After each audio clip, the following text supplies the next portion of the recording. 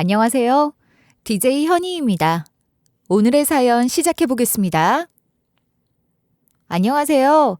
저는 경기도 일산에 사는 이가은이라고 해요. 우리가 속된 말로 때로는 가족보다 남이 낫다는 말을 하죠. 제가 이 말을 실감했어요. 정말 없는 말은 아니더군요. 때로는 남인 이웃이, 친구가, 동료가 가족보다 나을 때가 있어요. 저는 오늘 가족에게 당한 배신과 분노가 뼛속에 사무쳐 그 얘기를 해보려고 해요. 끝까지 들어주시고 제가 왜 가족에게 이런 감정을 느끼는지 공감해 주세요. 오늘 제가 하고 싶은 얘기는 저의 연애사부터 출발을 해요. 고아원에서 자란 저는 20세가 되어 고아원을 퇴소하고 공장에 취업을 했어요. 공장에서 저는 같은 처지의 남자친구를 만나게 되었죠. 우리는 대화가 잘 통했고 공감되는 부분이 많아서 친구에서 연인으로 금방 발전할 수가 있었어요. 제가 공장을 다니는 이유는 단 하나였어요. 살아야 하니까. 어떻게든 버텨서 살아야 하니까요. 남자친구도 저와 같은 이유일 텐데요. 저와 달리 남자친구는 낮에는 공장에서 일을 하고 밤에는 야간 대학을 다니면서 주얼리 디자인을 공부했죠. 지금도 중요하지만 미래에 대한 투자도 해야지. 주얼리 디자인 공부가 너무 재미있어. 일단 열심히 공부하고 기회가 되면 내 브랜드를 내고 싶어. 이런 멋진 모습에 저는 남자친구를 더 사랑하게 되었어요. 남자친구와 저는 서로의 마음을 확인하고 동거를 시작했어요. 어린 나이에 되바라져서가 아니라 동거를 시작한 이유는 두 가지였어요. 첫째는 사랑하니까, 밤에 헤어지기 싫으니까요. 둘째는 생활비를 줄이기 위해서였어요. 2배로 나가는 월세를 줄이고 2배로 나가는 생활비를 줄이려고요. 남자친구와 저는 동거를 시작하고 더욱 행복했어요. 각자의 자리에서 열심히 일하고 열심히 사랑하기로 했죠. 그리고 우리 둘만의 언약식도 가졌죠. 돈이 없어서 결혼식은 올리지 못하고 혼인신고만 했죠. 우리는 부부가 되었어요. 세상 그 무엇도 부러울 게 없었어요. 그런데 뜻하지 않게 제 뱃속에 아이가 생겨버린 거예요. 어떡하겠어요? 하늘이 주신 축복의 선물을요. 남편과 저는 아이를 낳기로 결심하고 우리 아이의 태명을 축복이라고 지었어요. 남편은 결단을 내렸어요. 아이가 태어나면 들어갈 돈이 많을 테니 잠시 다니던 대학을 휴학하겠다고요. 그리고 저와 아이를 위해 돈을 모으기 위해 야간 아르바이트를 하겠다고요. 뱃속의 아이 때문에 꿈을 잠시 미루고 또 투잡을 하겠다는 남편에게 저는 너무 미안했어요. 남편의 꿈을 누구보다도 제가 잘 아니까요. 그리고 우리 축복이가 세상에 나왔어요. 저는 수월하게 자연분만을 했고 축복이도 모든 검사에서 정상으로 나와 출산 후 별 무리 없이 퇴원을 했어요. 산후조리원에 갈 돈이 없어서 저는 집에서 산후조리를 하기로 한 거죠. 그런데 우리 축복이가 태어난 지 10일 만에 저는 청천벽력과도 같은 소식을 들어야만 했어요. 축복이 젖을 먹이고 재우는데 남편 공장에서 전화가 왔더군요. 별 생각 없이 전화를 받았는데 내용은 충격적이었어요. 상상도 할 수 없는 내용이었어요. 안녕하세요. 여기 구민수 씨 일하는 공장입니다. 지금 구민수 씨가 사고가 나서요. 보호자분이 공장으로 오셔야 할 것 같습니다. 남편 공장에서 전화를 받은 저는 생후 10일 된 아이를 안고 병원으로 달려갔어요. 남편은 수술 중이더군요. 공장 사장과 같이 작업했던 직원이 저에게 남편의 사고 경위에 대해 설명했어요. 아무 소리도 귀에 들리지 않았어요. 그저 남편이 무사하기만을 기도할 뿐이었어요. 수술이 끝나고 수술실에서 의사가 나왔어요. 표정이 좋지 않았어요. 죄송합니다. 워낙 처참한 상태였기 때문에 손가락 접합이 불가능했습니다. 라고 말하는 거예요. 남편은 그 사고로 두 손을 모두 잃어버렸어요. 더 원망스러운 것은 남편은 세금 3.3%를 떼는 프리랜서이기 때문에 회사에서는 수술비와 위로금 밖에는 줄 수 없다는 것이었어요. 만약 직원이었더라면 산업재해 보상보험을 충분히 받을 수 있었을 텐데 말이죠. 무슨 공장 직원이 프리랜서냐는 분들이 있으실 텐데요. 근로법상 정식으로 직원을 고용해야 하면 그만큼 들어가는 비용이라던가 법적인 문제들이 있으니 그걸 피하려고 교묘하게 프리랜서 형태로 노동자를 고용하는 얍삽한 공장들이 종종 있거든요. 그래서 남편은 프리랜서 신분으로 오래 이 공장에서 일을 했어요. 남편의 사고로 우리 가족은 앞으로 살 길이 막막해졌어요. 다행히 남편은 수술을 하고 입원을 한 뒤에 치료를 마치고 퇴원했지만 절망감에서 헤어나오질 못했어요. 두 손이 없다는 건 일상생활이 불편한 건 물론이거니와 자신의 평생 꿈인 주얼리 디자이너의 꿈을 이룰 수가 없으니까요. 퇴원을 하고 집에 온 남편은 하루 종일 멍하니 있었어요. 겨우 제가 시키는 말에 대답만 할 뿐이었어요. 딸의 얼굴을 보고만 있을 뿐 아무런 감정도 표현하지 않았어요. 저는 은근 그런 남편이 걱정되었어요. 여보, 우리 산책 갈까? 집에만 있지 말고 햇빛 좀 쐬고 오자. 그러면 남편은 등을 돌려 누워버리곤 했어요. 그렇다고 두 손 모두를 잃어버린 사람에게 왜 그렇게 있냐고 물어볼 수도 없는 노릇이고요. 괜찮다고 예전의 모습으로 돌아오라고 재촉할 수도 없고요. 가장 가까이에 있는 저는 좌불안석이었어요. 게다가 시간이 흐르니 힘에 부치는 건 저였어요. 남편의 두 팔이 없으니 제가 남편의 두 팔 역할을 다 해줘야 하잖아요. 밥도 먹여줘야 하고요. 화장실도 데리고 가야 하고요. 첫 돌도 되지 않은 딸 돌보랴, 남편 돌보랴 말은 하지 않았지만 저는 너무나 힘들었어요. 하루에도 몇 번씩 눈물이 펑펑 쏟아질 것 같았지만 참아야만 했어요. 남편이 장애인 등급을 받아서 장애인 보조금이 나왔어요. 그리고 아이를 출산하기 전 남편이 투잡을 하며 모아둔 돈이 있어서 지금은 다행이었지만 앞으로 어떻게 살아가야 할지 막막할 뿐이었어요. 앞으로 계속 딸아이에게 들어갈 돈이며 생활비가 만만치 않을 텐데 모아둔 돈과 장애인 보조금만을 의지할 수는 없었어요. 하루는 마트에서 장을 봐서 나오는데 집 근처에서 오며 가며 알게 된 옆집 아주머니를 만났어요. 아주머니가 저에게 반갑게 아는 척을 하시더군요. 아이는 잘 커? 힘들지 세대? 아니에요. 아직은 괜찮아요. 라고 답을 하는데 퍼뜩 이런 생각이 들더군요. 아주머니, 저 죄송한데요.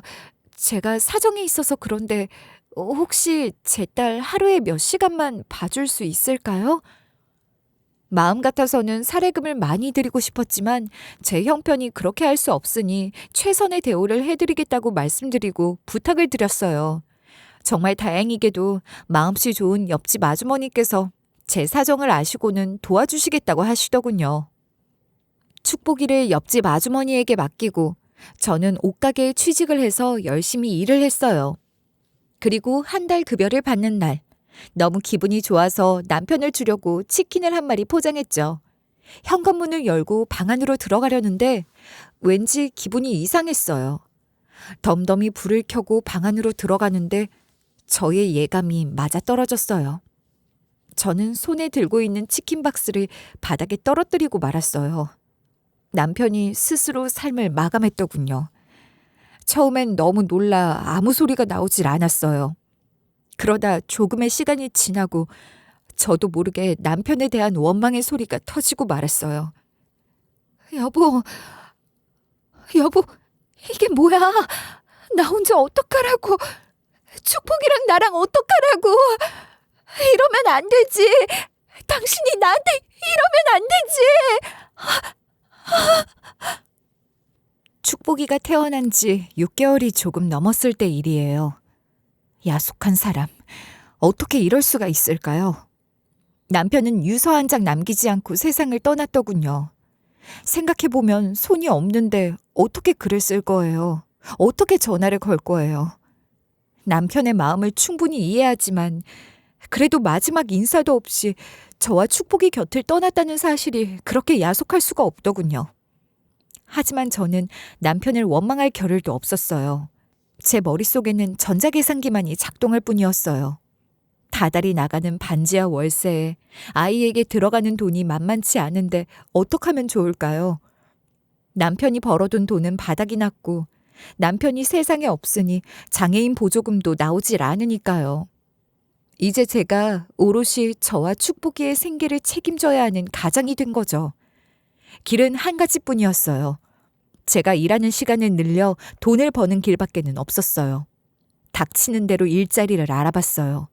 다행히 정규직 생산직 자리가 있어서 취직을 하게 됐지만 축복이를 맡길 곳이 없었어요. 옆집 아주머니에게 딸을 계속 돌봐달라는 것도 너무 죄송했어요.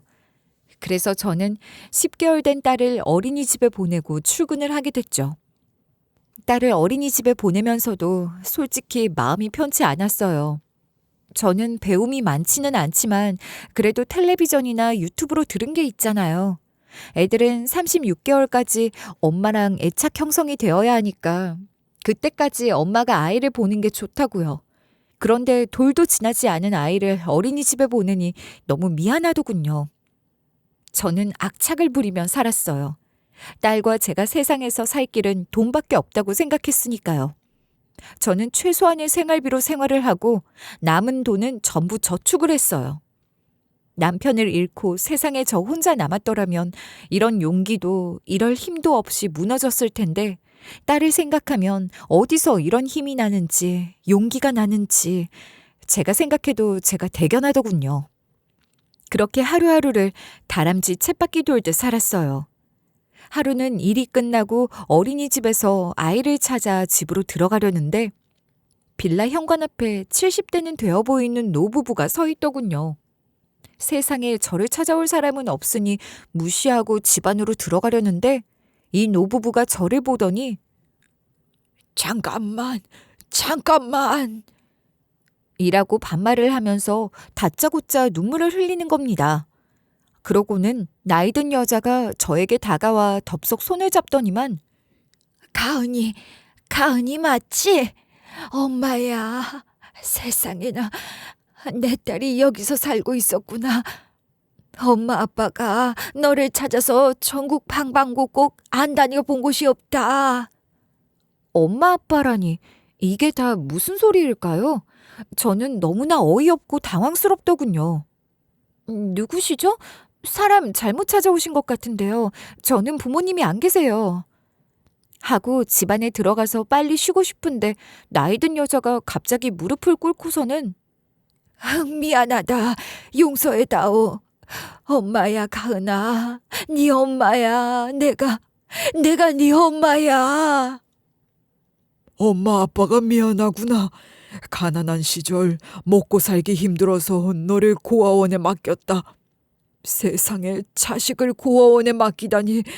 정신을 차리고 너를 찾으러 고아원을 갔더니 다른 고아원에 보내졌다고 하더구나.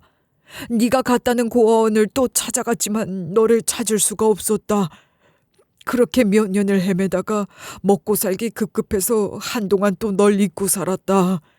더 늦기 전에 너를 찾아야 했기에 하던 일을 모두 멈추고 전국 방방곡곡 고아원을 찾아다니다가 네 연락처를 알게 되었다. 제 부모라며 찾아온 이 노부부는 저를 보면서 울며 불며 반가워했지만 저는 기쁘다기보다는 당혹스러움과 혼란스러움과 의심을 멈출 수가 없었어요. 고아원에서 지낼 때는 이런 상황을 상상하기도 했지만 사춘기가 지나고 나서는 아예 부모와의 재회에 대한 기대를 눈꽃만큼도 기대하질 않았죠. 부모가 살아있다면 나를 진작 찾았을 거다 이런 생각을 했기 때문에 제 나이가 어느 정도 차고서부터는 아예 이런 기대를 하지 않게 되었던 것 같아요. 그런데 이렇게 많은 시간이 지났는데 왜 이제 와서 나를 찾는 거지? 정말 나를 낳아준 부모가 맞는 건지? 혹시나 나에게 무슨 아쉬운 게 있어서 찾아온 건 아닌지? 저는 복합적인 감정을 느꼈어요. 멍하니 서 있는 저를 보더니 엄마라는 사람이 엄마 얼굴 전혀 기억 못하지? 너무 어릴 때 고아원에 맡겨서 전혀 못 알아보겠지? 라고 하시면서 가방 안에서 사진 한 장을 꺼내 보여주더군요. 그러면서 사진에 대한 설명을 하셨어요. 봐라, 이게 너 어릴 때 모습이야. 지금이랑 똑같지? 널 보는데 한눈에 알아보겠더라. 이마며 눈이며 그대로야. 그래도 여전히 저는 아무 생각이 없었어요. 이 노부부의 말을 온전히 믿을 수가 없었어요. 고작 이 사진 한 장이 근거가 될 수는 없잖아요? 고아로 살다 보면 별의별 일을 다 겪기 마련이고 갑작스럽게 다가오는 사람들의 호의를 그대로 받아들이기보다는 의심부터 하기 마련이죠. 저는 아주 무미건조한 목소리로 말했어요. 제가 어떻게 두 분이 제 부모라고 믿죠? 이 사진 한 장으로 지금 여기서 제가 엄마 아빠라고 부르면서 눈물 콧물 흘리는 게 맞나요? 당신들이라면 이 상황을 믿겠어요? 이상하잖아요. 여태 날 찾지 않다가 이제 와서 굳이? 가난을 핑계로 나를 버렸으면 이제 부자가 돼서 저를 찾는 거예요? 그렇게 제가 받아들이면 맞는 건가요? 그랬더니 엄마라는 사람이 대뜸 그러더군요. 그래, 쉽게 믿으면 그게 또 이상하지. 그래서 우리도 유전자 검사를 하려고 한다. 저는 그런 곳에 쓸 돈이 없어요. 그리고 이제 와서 부모 필요 없어요. 하고 집으로 들어가려는데 노부부가 간절하게 저를 잡더군요. 유전자 검사 비용은 우리가 내지. 너는 협조만 해라. 그렇게 해서 유전자 검사라는 걸 하게 되었죠. 검사가 나왔는데 그 노부부는 제 친부모님이 맞더군요. 제 부모라는 말을 듣는 순간 저도 모르게 가슴속에 응어리져 있던 돌덩이처럼 큰 무언가가 철렁하고 내려앉더니 눈에서는 주체할 수 없는 눈물이 쏟아져 나오더군요. 천의 고아가 부모를 만났다니 그 누구도 상상할 수 없었던 일이 저에게, 기적 같은 일이 저에게 펼쳐졌다니 놀랍고도 감격스럽더군요. 저는 그제야 친부모님에게 원망 섞인 말을 했어요. 왜 나를 버렸어? 왜 나를 버렸냐고! 차라리 낳지 말지! 내가 그동안 어떻게 살아온 줄 알아? 얼마나 부모를 원망하며 살아온 줄 아냐고! 하며 펑펑 울었어요. 그동안 쌓인 서름이 폭발해버렸어요. 부모 없는 고아로 살아오면서 무시당하며 외롭게 살아야만 했던 지난 날들이 생각나서 엉엉 울었어요. 친부모님도 마찬가지였어요. 저를 잡고 펑펑 울었어요. 가은아, 미안하다. 이 엄마가 생각이 짧았어. 아무리 가난해도 살기 힘들었어도 자식을 버리는 건 아닌데 내가 왜 그랬을까? 가은아, 아빠가 너에게 못해준 거, 부모로서 못해준 거 앞으로 다 해주마. 이제 널 찾았으니 잘하마. 그동안 못해준 거 다 해줄게. 부모 노릇 톡톡히 할게. 이 아버지의 죄를 용서해다오. 그렇게 친부모님과의 눈물의 재회를 하게 되었고 저는 친부모님의 도움으로 훨씬 안정적인 생활을 하게 되었어요. 무엇보다도 제 아이에게 좋지 않은 환경인 반지하를 탈출하게 되었어요. 친부모님이 사는 아파트로 이사를 하게 되었거든요. 아직 걸음마도 하지 못하는 아이를 어린이집에 보내서 아이에게 너무나 미안했었는데 엄마가 아이를 돌봐주시겠다고 해서 얼마나 마음이 놓였는지 몰라요. 제 인생에 이런 날이 있다니 돈 많은 재벌 2세가 부럽지 않더군요. 그런데 부모님 집에 들어와 지낸 지 6개월이 채 되지 않았는데 점점 부모님이 두려워지기 시작했어요. 자꾸 저에게 상식 이하의 짓을 시키시는 거예요. 저는 부모님 집에 들어와 살면서 제가 일하던 옷가게 직원 일을 관두고 아버지가 운영하는 가게에서 일을 시작했어요. 아버지는 라이브 카페 같은 호프집을 운영하시더군요. 호프집은 젊은 친구들이 주 고객이 아닌 7080 중장년층들에게 맞춰져 있었어요. 당연히 넥타이 부대들이 퇴근길에 많이 오더군요.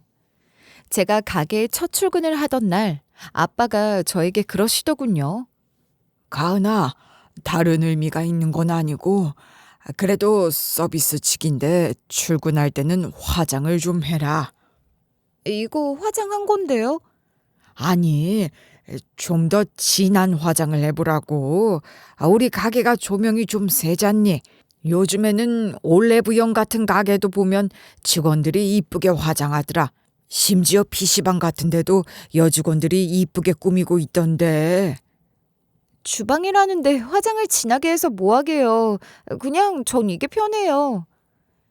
그러자 아빠가 두 눈을 동그랗게 뜨시더니 네 나이가 몇인데 찬물에 손 담그는 주방 일을 한다는 거야. 홀 손님 응대해야지. 네? 홀 손님을 상대하라고요? 저 이런 일 한 번도 안 해봤어요. 다 할 수 있는 일이야. 불편해할 거 하나 없다. 세상 편한 일이야. 주문 받고 홀 손님 상대하고 계산하고 그게 끝이야. 저는 아버지를 진심으로 도와드리고 싶었기 때문에 아버지 말을 믿었어요. 카페에 홀 일이 쉬울 거라고 생각했죠. 그래서 아버지 말대로 화장도 진하게 하고 정말로 적극적으로 진심으로 손님들을 대했어요. 항상 얼굴에 미소를 거두지 않고 상냥하게 대했죠. 그래서 그랬던 걸까요? 제가 너무 쉽게 보였을까요? 카페에 오는 손님들이 저를 보는 시선이 점점 불편하게 느껴졌어요. 끈적거림과 느끼함, 이 더러운 기분은 뭘까요? 이곳을 찾는 손님들이 퇴근길, 생맥주의 시원함 때문에 이 카페를 많이 찾는 줄 알았어요. 그런데 아닌 것 같았어요. 한 번은 한 아저씨가 술을 다 드시고 가면서 자기를 이 카페의 단골이라고 소개를 하면서 즐겁게 잘 마셨습니다. 하며 가볍게 제 어깨를 툭툭 치는데 이게 뭐지? 그 손길 때문에 너무나 기분이 나쁜 거예요. 1, 2초 정도 스친 그 손길에서 뭐라 설명할 수 없는 변태적인 끈적거림에 당장이라도 손님이 스친 제 어깨를 물로 씻고 싶은 마음이 들 정도였어요. 결단코 제가 결벽증이 있는 것도 아닌데 말이죠. 그리고 며칠 뒤였어요. 또 다른 손님이 술주정 부리며 제 손을 잡아 끌면서 이쁜 언니, 여기 와서 같이 한잔하지. 하는 겁니다. 저는 칼 같은 거절을 했죠. 제가 이런 일을 하려고 아버지 카페에서 일을 하는 건 아니니까요. 그랬더니 이 손님이 저에게 두 눈을 부릅뜨면서 술집년 주제에 뭐가 그렇게 도도해? 감히 술집년이 내 호의를 무시해? 하면서 저에게 삿대질을 하면서 막 욕을 해대는 겁니다. 상황이 어이없긴 했지만 술에 취한 취객이니까 어느 정도는 이해를 하려고 했어요.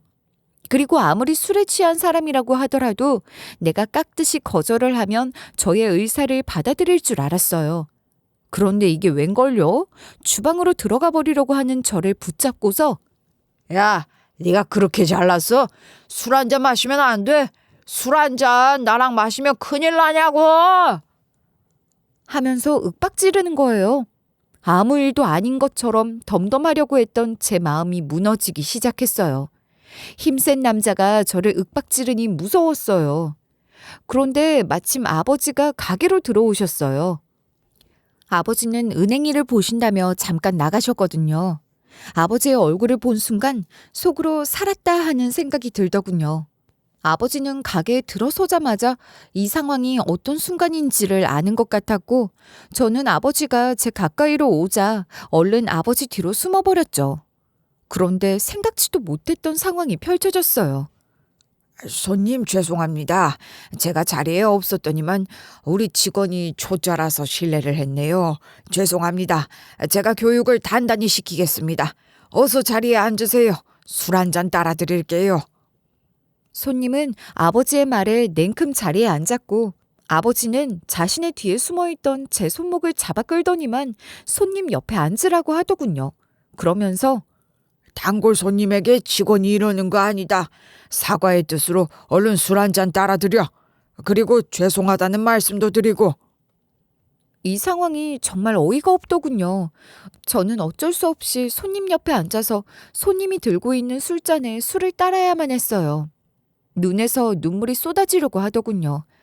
간신히 눈물을 참으며 저는 어쩔 수 없이 이 술 취한 남자 옆에 앉아서 술을 따르고 한참을 옆에 앉아 있어야만 했어요. 그날 영업을 마치고 저는 아버지 앞에서 펑펑 울어버렸어요. 아버지, 저 이런 일 안 하고 싶어요. 못 하겠어요. 그냥 예전처럼 옷가게에 나가서 일할게요. 사람 구할 때까지만 있을게요. 그랬더니 제가 생각지도 못한 광경이 펼쳐지고 말았어요. 아버지가 정말 화난 표정으로 저에게 그러시더군요. 네가 아직 세상을 모르는구나. 세상이 쉬워? 어디 남의 돈 벌기가 쉬워? 옆에 앉아서 술만 마셔주면 될 일인데 뭘 그걸 그렇게 어렵게 생각하고 비싸게 구는 거야. 아가씨도 아니고 애까지 낳은 아줌마가 나 참. 아버지의 말에 저는 당황했어요. 사장과 종업원의 관계라면 그렇게 말할 수 있지만 아버지가 딸에게 어떻게 이렇게 얘기할 수가 있을까요?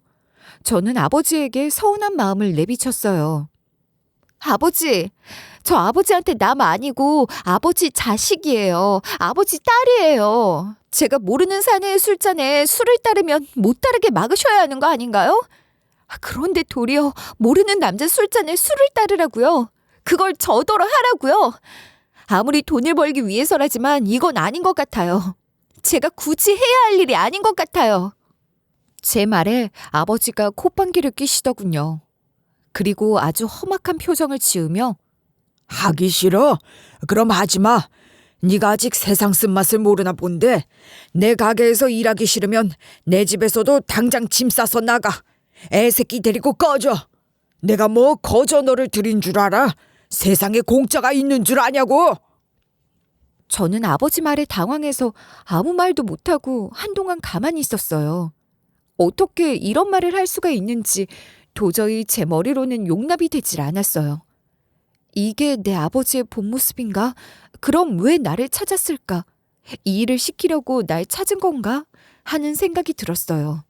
아무 대답도 하지 못하고 멀뚱히 서 있는 저를 보며 아버지는 실실 웃으셨어요. 그러고는 하시는 말씀이 나가긴 싫지? 아파트가 편하지. 반지하 곰팡이 냄새 나는 곳에 가서 다시 네 딸 키우려니 심란하지. 어디 용기 있으면 나가봐. 네 딸년 곰팡이랑 같이 키워. 그리고 남의 손에 맡겨서 키워. 2돌도 안 지난 그 어린애를 하루 종일 남의 손에 맡기면 애가 퍽이나 좋을 거야. 그치? 나야 아쉬울 것 없다. 네가 아쉽지? 순간 제 머릿속에 반지하방에 살 때가 떠올랐어요.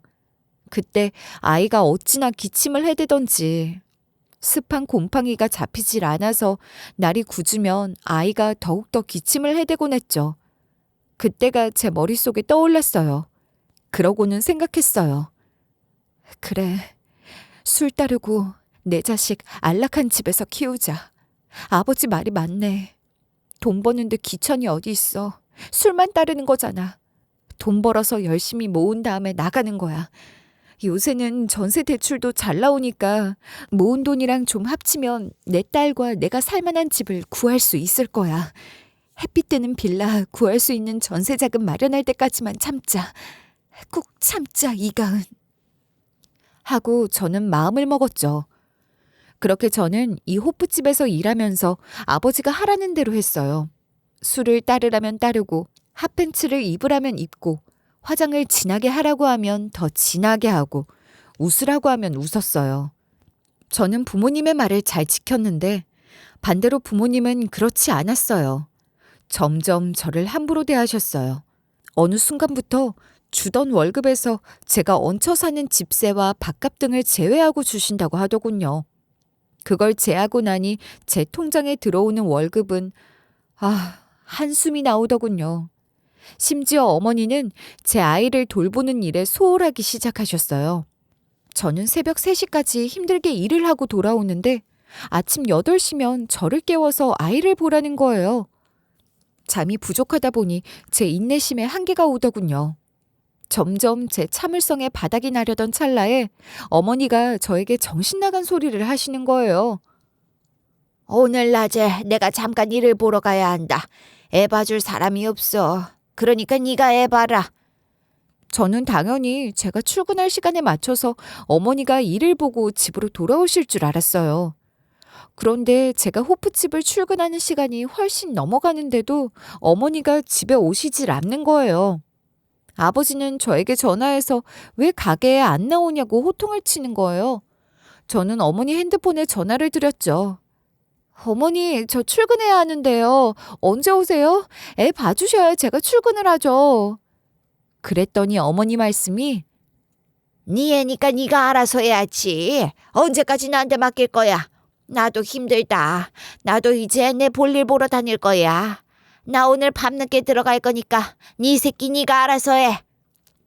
제가 하는 일 뻔히 아시면서요. 하는데 왜 애를 못 봐? 이해가 안 가네. 옛날 엄마들은 등에 애 업고도 일만 잘했다.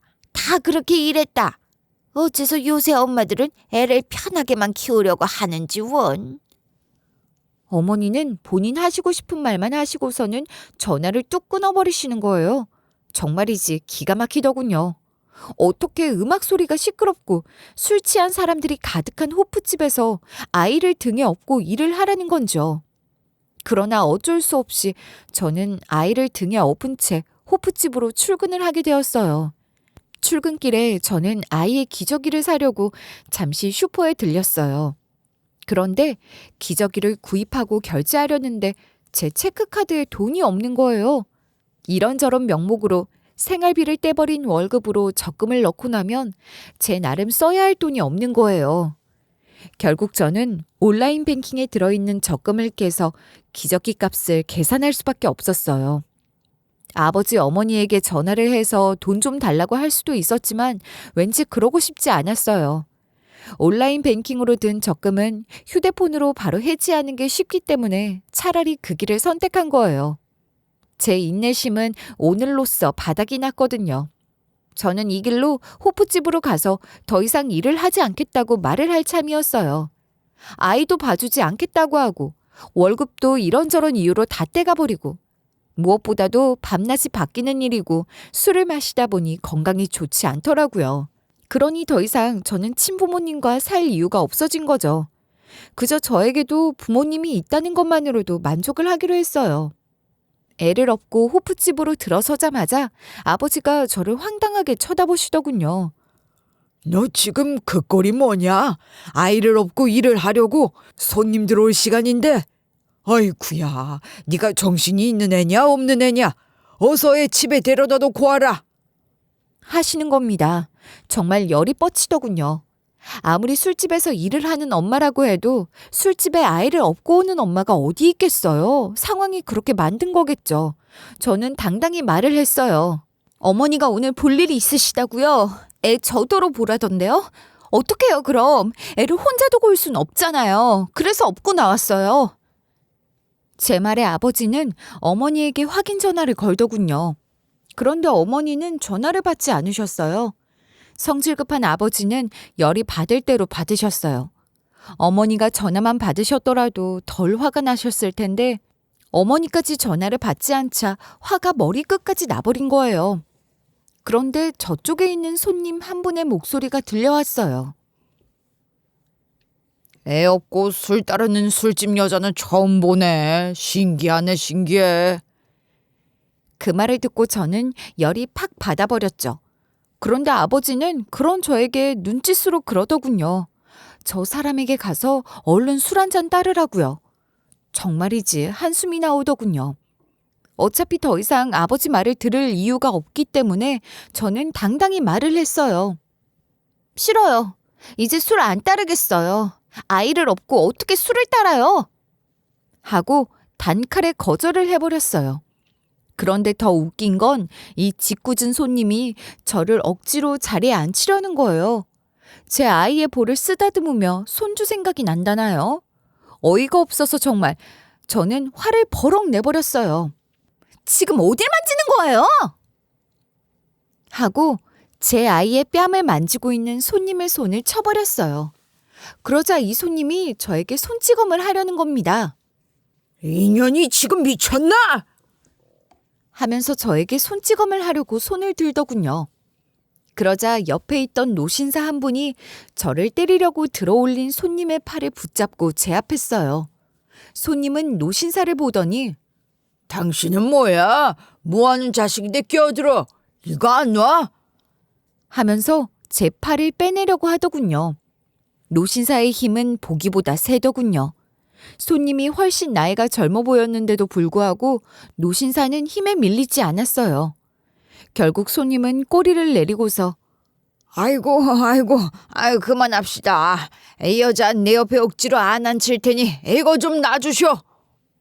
그러더군요. 노신사는 정말로 손님이 더 이상 저에게 손찌검을 하지 않을 것 같아 보였는지 순순히 손을 놔주더군요. 노신사는 고맙게도 저를 데리고 밖으로 나와주었죠. 그런 저를 보더니 아버지가 뒤쫓아 나오셨어요. 너 뭐하는 짓이냐? 당장 안 들어와. 그러자 노신사분이 이렇게 말을 하는 거예요. 당신 지금 쫓아오면 바로 경찰서 갈 겁니다. 이분이 당한 죄 다 말하라고 할 거예요. 하고 노신사가 아버지에게 으름장을 놓는 거예요. 그러면서 노신사는 이분이 지금 놀라서 울고 있으니 진정시킨 다음에 다시 가게에 들여보낼게요. 라고 말씀하시더군요. 아버지는 이를 갈면서 저를 노려보더니 넌 나중에 두고 보자. 하시고는 가게 안으로 들어가셨어요. 가게 밖으로 저를 데리고 나온 노신사는 마치 자신의 일처럼 제 걱정을 해주었어요. 어찌나 감사하던지요. 저는 아이를 등에 업은 채로 노신사에게 감사합니다, 감사합니다라고 연신 고개를 숙여 감사의 마음을 전했어요. 제 눈엔 눈물이 가득 고여 있었어요. 금방이라도 쏟아내려 버릴 것만 같았어요. 노신사가 딱한 눈으로 저에게 묻더군요. 아이까지 있는 분이 왜 이런 곳에서 일을 하십니까? 하며 안타까워하더군요. 그러면서 이 호프집이 이런 곳인 줄 전 몰랐습니다. 이런 곳인 줄 알았으면 오지 않았을 거예요. 그저 어느 동네에나 있는 평범한 호프집인 줄 알고 들어왔는데 이런 상황이 펼쳐지다니 정말 놀랐어요. 아직도 이런 곳이 있다니요. 저는 노신사의 말에 어떠한 대꾸도 할 수가 없었어요. 친아버지가 운영하는 호프집에서 일한다는 부끄러운 얘기를 차마 할 수가 없더군요. 그런데 이상함을 느꼈어요. 노신사가 아까부터 자꾸 제 아이가 손목에 차고 있는 팔찌를 유심히 보는 거예요. 거의 뚫어질 정도로요. 대체 이 노신사가 왜 이러나? 혹시 이 팔찌가 값이 나가는 보석인 줄 알고 이걸 빼앗으려고 이러나? 하는 이상한 생각까지도 들었어요. 갑자기 이 노신사를 경계해야겠다는 생각이 들어서 가려고 하는데 노신사가 저에게 그러는 거예요. 아이의 이 팔찌 혹시 개인 작품입니까? 말을 할까 말까 조금 망설이다가 저는 무심코 내뱉었어요. 제 신랑이 만든 건데요. 왜 그렇게 관심을 보이시죠? 제 남편이 디자인한 거예요. 제 아이를 위해서 만든 세상에 단 하나뿐인 팔찌예요. 남편은 지금 세상을 떠났지만요. 제 말이 끝나자마자 노신사의 눈이 동그래졌어요. 그러더니 반색을 하면서 그럼 당신이 주얼리 디자이너 윤호일의 아내란 말이에요? 정말이요? 노신사의 말에 제 눈이 동그래졌어요. 그리고 저는 아주 오랜만에 듣는 남편의 이름에 반사적으로 고개를 끄덕이게 되었어요. 가게 안에서부터 평범하지 않은 이 노신사를 제가 어떻게 받아들여야 할지 멍해졌어요. 여기서 잘을 떠야 하나 그 생각뿐이었어요. 앞서 제 남편이 주얼리 디자이너가 꿈이란 얘기를 잠깐 했었죠? 그래요. 제 남편은 고등학교를 졸업하자마자 주얼리 브랜드 회사의 직원으로 들어가고 싶어 했어요. 하지만 대졸자가 아니란 이유로 정직원이 될 수가 없었어요. 그래서 아르바이트를 하게 되었죠. 디자이너로서의 자격이 되지 않기 때문에 주얼리 디자인은 하지 못하고 디자이너들의 심부름을 하거나 작업실을 청소를 하는 잡일만 했지만 그 일조차도 너무나 좋아했어요. 언젠가는 주얼리 디자이너가 되겠다는 꿈을 안고 사무실의 모든 잡일을 해나가면서 디자이너들의 스케치와 작업 과정들을 어깨너머로 습득하던 중이었죠. 그러고는 본인만의 독특한 주얼리 디자인 노트를 만들어가고 있었어요.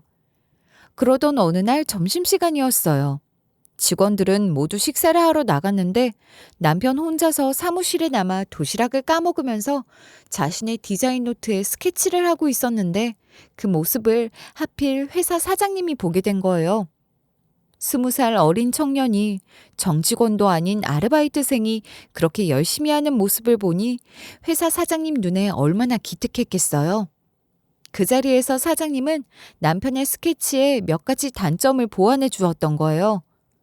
그리고 그 후로도 남편을 마주칠 때마다 노하우를 전수해 주었는데 얼마 후 남편의 실력이 일취월장하더래요. 주얼리 회사 사장은 남편을 물건이다 판단하고 이 친구를 키우면 꽤 쓸만하겠다고 마음을 먹었다고 해요. 그래서 남편을 정직원으로 고용하고 주얼리 디자이너라는 직함을 주고 본격적으로 남편에게 디자인 수업을 하려던 참이었는데 하필 그 즈음에 사장님이 사고를 당해 의식불명 상태가 되어버린 거라고 해요. 사장님이 의식불명이 되자 사장님의 아들이 사장 직무대행을 하게 되고 평소 남편의 재능을 질투했기 때문에 남편의 디자인 노트를 빼앗아 버리고 회사에서 남편을 내쫓아버린 거였어요. 남편은 그 뒤 다른 주얼리 회사에 취직을 하려고 애썼지만 최종 학력이 고졸해 대학에서 주얼리 관련 학과는 고사하고 학원도 다니지 않았기 때문에 주얼리 디자이너로는 그 어느 회사에도 이력서를 낼 수가 없었죠. 그래서 공장을 다니면서 돈을 벌어 야간대학 보석 디자인 학과를 다니던 거였어요. 훗날 남편이 아르바이트를 했던 주얼리 회사 사장님은 의식을 되찾았고 경영 일선에 다시 나서면서 친아들을 내쫓고 남편을 찾으려고 백방으로 노력했지만 찾을 수가 없었다고 해요. 그때 이미 남편이 디자인한 보석들은 제품으로 만들어져서 회사의 이윤 창출에 공헌을 하고 있었고요. 남편의 실력을 알아봐준 그 주얼리 회사 사장님이 바로 오늘 저를 구해준 이 노신사인 거예요. 그 친구를 나는 지금도 찾고 있는데 이렇게 만날 줄은 꿈에도 몰랐네. 노신사는 제 남편의 디자인 스타일을 알기 때문에 아이의 팔찌에서 남편을 볼 수가 있었대요. 그래서 혹시나 하는 마음에 물어본 건데 제 남편의 작품일 줄이야. 정말 이런 우연이 세상에 또 어디 있을까요? 남편의 얘기에 저는 그만 눈물을 흘려버렸어요. 노신사가 묻더군요. 남편은 지금 어디에 있어요? 저는 울먹이며 말을 했어요. 제 남편은 지금 하늘나라에 있어요. 제 말에 노신사는 깜짝 놀라더군요. 그 젊은 나이에 죽었다니 깜짝 놀랄만 하죠. 세상에 나 그 재주를 타고난 사람이 어떡하다가 하늘도 무심하시지. 노신사는 남편의 죽음을 안타까워했어요. 그러고는 잠시 뭔가를 생각하더니 저에게 그러더군요. 아까 가게 안에서 있었던 일 예사롭진 않아 보이던데 제가 도와주고 싶은데 괜찮죠?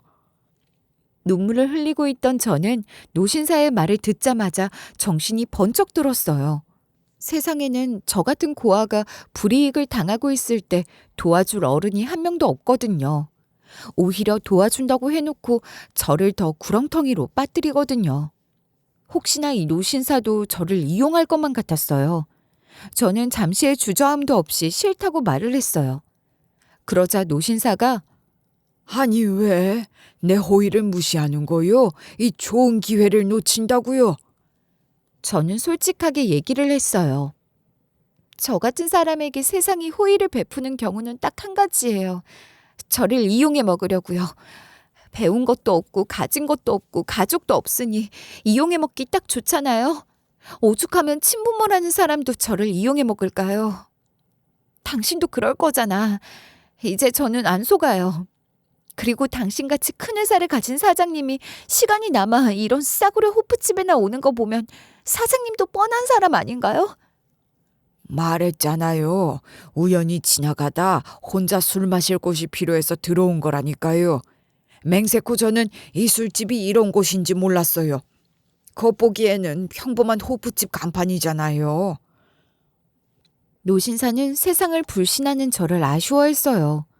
그러고는 자신의 명함을 주면서 윤호일의 아내는 저의 특별관리 대상입니다. 하시고는 가더군요. 그리고 다음 날이 되었어요. 주얼리 회사 변호사라는 사람이 저에게 연락을 해왔더군요. 불법 업소 같은 곳에서 술자리 접대를 강요한 술집 사장 고소건으로 연락했다고요. 사실 저는 노신사와 호프집에서 나온 뒤로 호프집에도 부모님 집에도 돌아가지 않고 원룸을 얻은 상태였어요. 이미 아버지는 제가 노신사와 나간 것 때문에 화가 난 상태인데 거기다 대고 제가 더 이상 일을 하지 않겠다고 하면 저에게 어떤 말과 행동을 할 것인지 불을 보듯 뻔하니까요. 그 굴 속을 제가 제 발로 들어갈 이유는 없잖아요. 변호사는 달변으로 저를 장시간 설득했고 결국 저는 용기를 내었어요. 변호사에게 그간 친부모님을 만나 있었던 일, 모든 일들을 다 얘기했어요. 저에게 손님 술잔에 술을 따르게 한 일, 짧은 옷을 입게 한 일, 그리고 월급을 제대로 정산하지 않은 일, 또 호프집 뒤쪽 공간에서 룸이 있는데 그곳에서 아가씨를 불러서 같이 술 마시고 노래 부르는 등 불법적인 일들이 이루어지고 있다는 것까지도요. 아버지는 그 공간을 들키지 않게 하기 위해서 큰돈을 들여 완벽한 방음시설을 갖추었고 가게 앞쪽이 아닌 뒷문으로 나가는 문까지 따로 만들어져 있었죠. 제가 불법적인 일이 이루어지는 공간을 알게 된 건 제가 한참 손님에게 술 따르는 일을 억지로 시작했을 무렵이었어요. 아버지는 제가 어느 정도 자신의 말을 듣는다는 판단이 서자 쉬쉬하고 있던 그 공간을 저에게도 알려주었어요. 저는 뒤쪽 공간에서 아직 손님을 맞이한 적은 없지만 시간이 지나면 저도 언젠가는 그곳에서 손님을 받게 될 거란 느낌도 받았어요. 변호사는 저의 모든 얘기를 종합해서 고소장을 작성하고 접수해 주었어요. 법원으로부터 아버지 어머니 앞으로 고소장이 날아왔다고 해요. 그리고 고소장을 받아들자마자 아버지 어머니는 어떻게 알았는지 제가 살고 있는 원룸을 찾아왔더군요.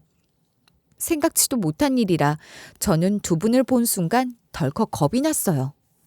혹시라도 제 아이에게 해코지를 할까 봐서요. 그게 가장 겁이 났죠. 아버지 어머니는 두 눈이 시뻘게 져서는 저에게 그러더군요. 은혜도 모르는 년, 버린 년을 다시 찾아서 부모 노릇하려고 했더니만 고소를 해? 배응망덕한 년. 너 능력 좋더라. 그 짧은 순간에 노신사와 눈이 맞았어. 그래, 얼마 받은 거야? 나는 뭐 당할 줄 알아? 그 노신사 사회적 지위 좀 있어 보이더라. 뒷조사에서 너 같은 년이란 그렇고 그렇다고 소문내버릴 거야. 어떡할래? 고소 취하할래? 아니면 노신사랑 골로 가게 해줄까? 아버지 어머니의 말에 콧방귀가 절로 나오더군요. 저런 분이 저를 낳아준 분이라니 정말로 한심스럽더군요. 어쩌면 제가 저런 분 밑에서 자라지 않고 고아원에서 자란 게 더 다행이란 생각이 들더군요. 당신이 협박하면 내가 네네 하고 기죽을 줄 알았어? 자식 버릴 때는 언제고 이제와 찾아와서는 자식을 그렇게 써먹냐? 너희들이 사람이냐? 뇌구조가 어떻게 되었으면 자식을 그렇게 이용할까? 당신이 내 아버지라는 게 부끄러울 따름이야. 당신이 내 엄마라는 게 기가 막히다. 당신들 하고 싶은 대로 다 해. 하고 저는 현관문을 닫아버렸어요. 며칠 뒤 저에게 눈물나게 고마운 소식이 전해졌어요. 주얼리 회사 사장님 회사가 남편이 준 디자인으로 큰 이득을 봤다고 했잖아요. 그 당시 남편에게 보상을 해주지 못했다면서 저와 아이에게 대신해주겠다고 하더군요. 그러면서 필요한 걸 얘기하라고 하더군요. 저는 가장 절실한 걸 말씀드렸어요. 월세집 보증금이요. 사장님은 겨우 그거냐고 하셨지만 사장님에게는 겨우 그거겠지만 저에게는 엄청나게 큰 돈이에요. 지금 저에게 필요한 건 월세 보증금입니다. 이걸로도 충분합니다, 저는. 사장님은 저에게 뭔가를 더 주고 싶어 했지만 저는 이걸로 만족한다고 했어요. 사장님이 저에게 제안 하나를 하셨어요. 혹시 남편이 남기고 간 유작 디자인 없어요? 저는 있다고 말씀을 드렸죠. 남편이 야간대학을 다니면서 스케치했던 작품들을 저는 그대로 두었죠. 그리고 그걸 사장님께 주었어요. 사장님은 남편의 스케치북을 보고 대만족하셨어요. 사장님은 남편이 남긴 유작을 모두 사용하고 싶다면서 거액의 계약금을 제안하고 남편이 디자인한 보석들을 상품화시켜 팔릴 때마다 일정한 비율로 저에게 주겠다면서 계약서를 작성하셨어요. 저는 남편과 사장님 덕분에 아파트를 구입했어요. 제 아이는 이제 집이 없는 걱정은 하지 않아요. 저희 딸은 이제 말문이 트여서 유치원을 다니고 저는 다시 옷가게에 출근을 하고 있어요. 예전보다 생활비 걱정을 훨씬 덜하며 살고 있죠. 부모라고 하기에도 부끄러운 아버지 어머니는 어떻게 됐냐고요? 그 두 사람은 벌을 받아 마땅하죠. 어떻게 친자식을 내칠 수가 있으며 20여 년이 지난 후에 찾은 친자식에게 그런 일을 시킬 수가 있는지, 또 그런 일을 시키기 위한 목적으로 찾은 것인지 상식적으로 이해가 가지 않잖아요. 두 사람은 형사처벌을 받았고 징역을 선고받았어요. 친자식에게 술집에서 술을 따르고 그 이상의 집까지를 요구하는지 용납할 수 없다며 법원에서도 저에게 손을 들어주었죠.